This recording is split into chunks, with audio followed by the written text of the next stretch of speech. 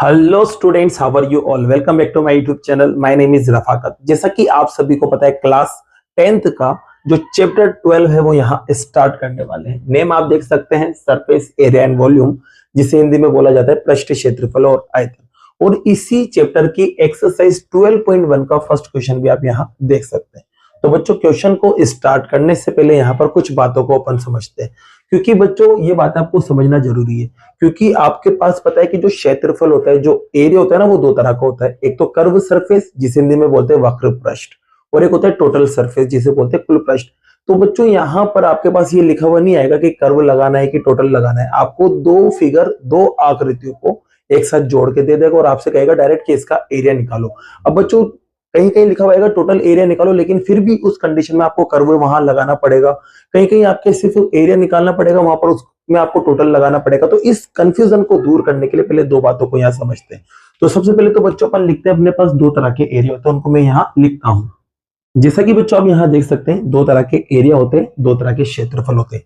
Curve surface area, वक्र पृष्ठ क्षेत्रफल। टोटल सरफेस एरिया, कुल पृष्ठ क्षेत्रफल। अब ये कब लगेगा और ये कब लगेगा, चलिए बताता हूं मैं। जैसे कि मान लो कोई सी भी आपको एक फिगर दे दी, मतलब एक आकृति दे दी। चलो यहाँ पर अपन समझने के लिए एक क्यूब ले लेते हैं, जिसे हिंदी में घन कहा जाता है बच्चों। ये मैंने यहाँ ले लिया, ठीक है बच्चों। अब इस फिगर के हिसाब से अपन दोनों को समझते हैं। अगर मान लो बाई चांस बच्चों ऊपर और नीचे वाले हिस्से को अगर अपन हटा दें, ऊपर और नीचे वाले हिस्से को हटा दें, तो जो बचा हुआ एरिया रहेगा, अब बचा हुआ एरिया क्या रहेगा, आइट साइड वाला। ये बचा हुआ एरिया क्या कहलाता है बच्चों, कर्व सरफेस कहलाता है। ध्यान रखना, कोई सी भी शक्ल ले लो, उसमें ऊपर और नीचे वाले को अगर आप हटा देते हो तो बचा वाला एरिया जो होता है, जो क्षेत्रफल होता है, वो ये वाला कहलाता है। जैसे कि बच्चों इसके अंदर अगर मैं इस ऊपर वाले हिस्से को हटा दूं और नीचे वाले हिस्से को हटा दूं, इसको क्या बोलते हैं, सिलेंडर, बेलन बोलते हैं, ठीक है। अब ऊपर नीचे वाले को हटा दो तो इसमें सिर्फ आइट साइड का बचेगा, ये वाला, तो उसको अपन बोलेंगे कर्व सरफेस। लेकिन बच्चों जब मैं आइट साइड के साथ साथ ऊपर नीचे को भी शामिल कर लूं, इन दोनों को भी शामिल कर लूं और चारों की चारों दीवारों को भी शामिल कर लूं, तो उस कंडीशन में लगेगा टोटल सरफेस एरिया। जैसे कि इसकी बात करें तो इसकी राइट साइड की पूरी एरिया को निकाल ले और ऊपर नीचे वाले को भी निकाल ले। जब सभी मिक्स हो जाएगा ना, तो लगेगा टोटल सरफेस एरिया। तो आपको ध्यान रखना है कि कोई भी जो सरफेस आपको दे रखा है, कोई सा भी फिगर आपको दे रखा है, कोई सा भी शक्ल आपको दे रखी है, तो उसमें आपको देखना है कि कौन कौन सी जगह अपन को दिख रही है। जो जो जगह आपको दिख रही है उसका आपको एरिया निकालना है, बस इतना सा आपको सोचना है। अब ये प्रॉब्लम्स को अपन कैसे फेस करेंगे, तो अपन जब क्वेश्चन करेंगे तो मैं आपको अच्छे से समझाऊंगा कि कहाँ क्या लगाना है और कहाँ क्या निकलना है। तो बच्चों अब स्टार्ट करते हैं अपन अपने क्वेश्चन नंबर फर्स्ट को। तो क्वेश्चन नंबर फर्स्ट में देख सकते हैं यहाँ दो क्यूब्स दे रखे, जिसे बोलते हैं दो घन। अब यहाँ देखो क्या लिखा हुआ है, उन सभी का जो वॉल्यूम है ना दोनों का, कितना है, 64। वॉल्यूम का मतलब होता है बच्चों आयतन से, दोनों का ही कितना है, 64 है। अब क्या किया गया है, इन दोनों क्यूब को जोड़ा गया है, मतलब मिलाया गया है, दोनों घनों को मिला दिया। मिलाने के बाद बच्चों आपको पता है क्या बनेगा, क्यूबॉइड, जिसे बोलते हैं घनाभ। और इसका आपको क्या निकालना है, सरफेस एरिया निकालना है। तो देखिए बच्चों, इस प्रॉब्लम को अपन सोल्व करते हैं। तो सबसे पहले इसको यहां से रफ करते हैं। तो बच्चों आप देख सकते हैं, आपको एक क्यूब दे रखा है, यहाँ पर एक नहीं दो क्यूब दे रखे, दो घन आपको दे रखे, और दोनों का जो वॉल्यूम है, मतलब आयतन जो है वो कितना है, 64। मतलब ऐसी सेम डिजाइन के दो शक्लें आपको दे रखी है, और इसका जो वॉल्यूम निकालेंगे, आयतन निकालेंगे, वो कितना दे रखा है, 64। तो सबसे पहले अपन वॉल्यूम से शुरू करते हैं। किससे शुरू करते हैं बच्चों, वॉल्यूम से। और ये वॉल्यूम भी किसका है बच्चों, क्यूब का। हिंदी में बोलते हैं घन का आयतन, ठीक है। अब ये कितना दे रखा है बच्चों, तो ये आपको दे रखा है बच्चों 64 सेंटीमीटर क्यूब, ठीक है, ये आपको दे रखा है। अब बच्चों देखो, आपको पता है अगर इसका साइड ए ले अपन, इसकी जो भुजा है वो क्या ले, ए, तो यहां पर इसका जो वॉल्यूम का फॉर्मूला बनता है, एरिया का जो फॉर्मूला बनता है, सॉरी आयतन का जो फॉर्मूला बनता है वो बनता है ए क्यूब, ठीक है। आपको याद भी होगा बच्चों, 9th क्लास में भी था। तो कहने का मतलब यहाँ पर इसका मैं फॉर्मूला लगा देता हूँ। फॉर्मूला क्या लगेगा, ए क्यूब, और बराबर में आएगा आपके पास 64। बच्चों देखो यहाँ पर पावर 3 उधर जाएगी, तो पावर 3 उधर जाती है ना, तो क्यूब रूट बन जाता है। क्या बन जाता है, क्यूब रूट, मतलब जिसे हिंदी में बोलते हैं घनमूल। इसका मतलब ये होता है कि अंदर वाले नंबर के टुकड़े करो और 3-3 के जोड़े बना के बाहर निकालो। तो बच्चों 64 के आप टुकड़े करोगे ना, क्या करोगे, 64 के आप टुकड़े। तो जब टुकड़े करते जाओगे तो यहाँ पर आपको बच्चों दिखेगा 2 into 2 into 2 into 2 into 2 into 2, ये दिखेगा आपको 6 बार टोटल, ठीक है। अब ये क्या करना है बच्चों, 3-3 के पेयर बनाना है। क्यों, क्योंकि पावर 3 गई थी तो 3-3 के पेयर बनेंगे। अगर पावर 2 जाती ना तो 2-2 के बनाते। तो बच्चों यहाँ पर 1 बार 2 और 1 बार 2 बाहर आ जाएगा। सॉल्व करेंगे तो कितना आएगा, 4 आ जाएगा। तो आपको यहाँ क्या मिला बच्चों, ए मिल चुका है। अब ये ए क्यों निकाला मैंने अभी समझाऊंगा आपको 2 मिनट के लिए। अब आपको पता चल गया बच्चों, जो दोनों क्यूब थे, जो दोनों घन थे ना, उनकी जो साइड आई वो कितनी आई, 4। कितने आई बच्चों, 4। तो ये 4 सेंटीमीटर का क्यूब है। यहाँ तक क्लियर हो गया होगा बच्चों। अब ए से 2 क्यूब लेना है आपको, 2 घन आपको लेना है और उनको क्या करना है, ज्वाइन करना है। चलिए बच्चों मैं यहाँ शक्ल बनाता हूँ, ज्वाइन करने पर कैसा दिखेगा। तो देख सकते हैं बच्चों, यहाँ पर जब 2 क्यूब्स को आप जोड़ेंगे, 2 घन को आप जोड़ेंगे तो कुछ इस तरह से दिखेगा। एक तो ये रहा और दूसरा ये रहा, ठीक है। अब आप देखेंगे बच्चों, इसकी जो हाइट थी, ऊंचाई थी, वो तो सेम रहेगी 4, ठीक है, कोई फर्क ही नहीं पड़ेगा इसके अंदर। इसकी जो विड्थ थी, जो चौड़ाई थी, जो पीछे की तरफ जो जा रहा था ये, वो भी कितना रहेगा बच्चों, 4 ही रहेगा, ठीक है। लेकिन बच्चों यहाँ पर ये जो लेंथ है, जिसे बोलते हैं लंबाई, ये बदलेगी।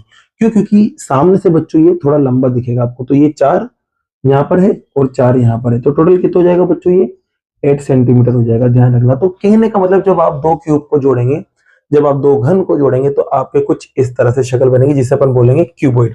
अब यहाँ पर बच्चों, जिसे क्यूबॉइड बनाना, इस क्यूबॉइड का मुझे क्या निकालना है, इस घनाभ का मुझे क्या निकालना है बच्चों, एरिया निकालना है, मतलब पृष्ठीय क्षेत्रफल।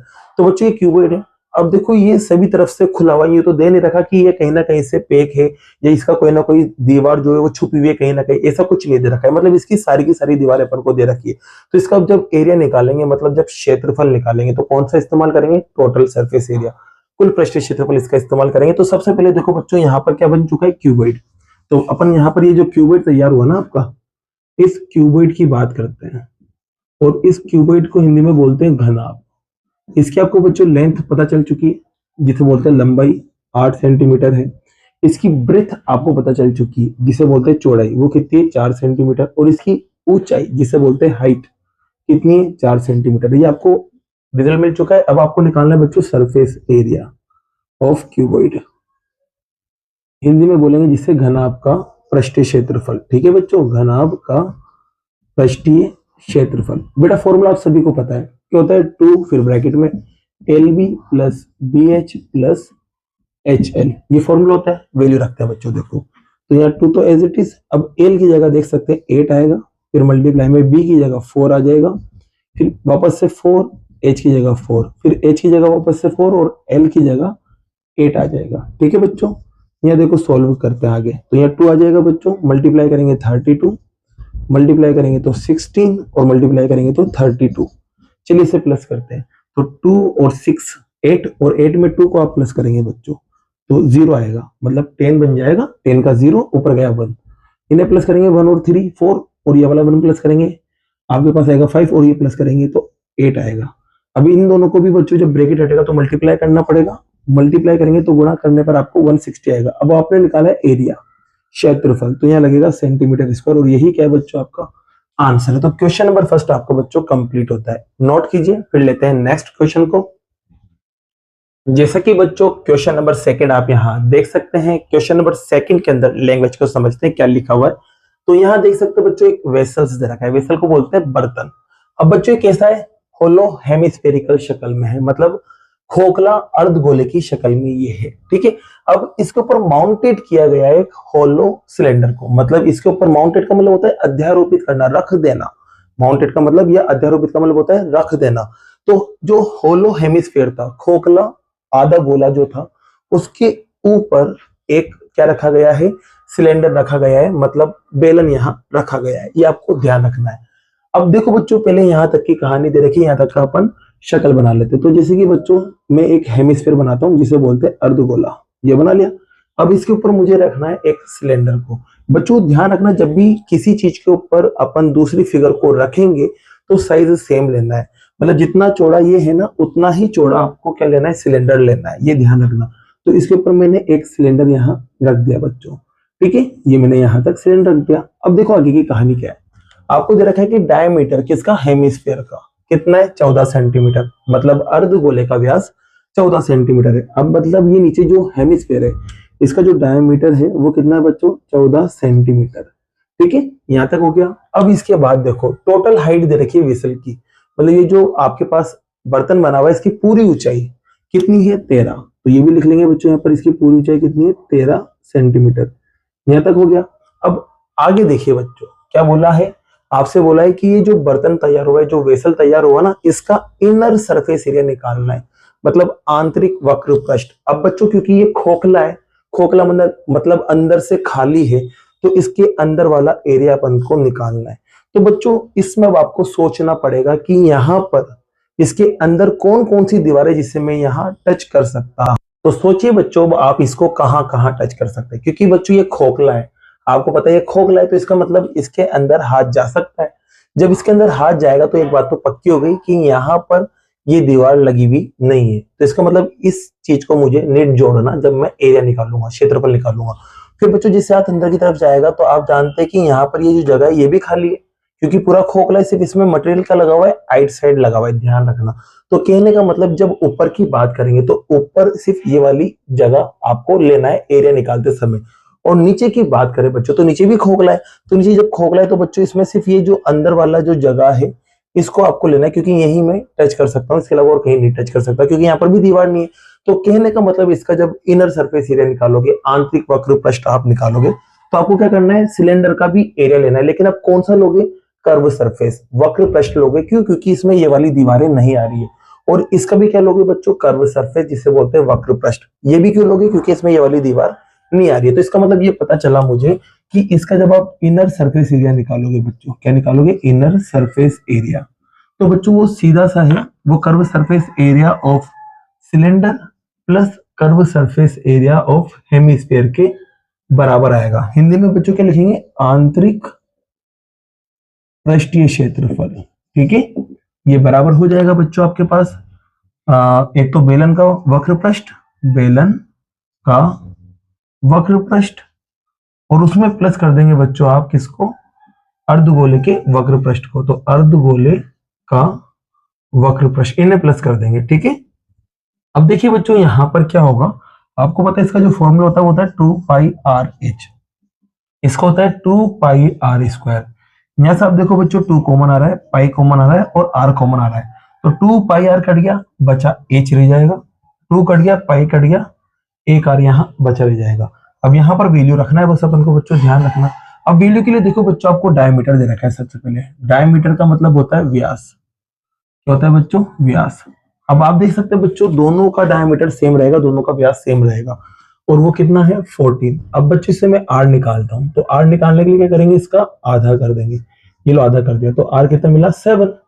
अब बच्चों यहाँ पर देखो एच की भी जरूरत पड़ती है। अब एच क्या होता है, एच होता है यहां से यहां तक का रिजल्ट। ठीक है, ये हाइट होती है सिलेंडर की, जिसे बोलते हैं बेलन की ऊंचाई, ये आपको निकालना है। अब इसको कैसे निकाले, तो बच्चों सुनना ध्यान से, इसकी मदद से अपन इसको निकालने वाले हैं। अब आपको पता है बच्चों ये सर्किल है, सॉरी गोला है, अर्धगोला। अब आपको पता है यहां से अगर मैं यहां तक आता हूं तो ये रेडियस कहलाएगी ना, इसकी क्या कहलाएगी, रेडियस।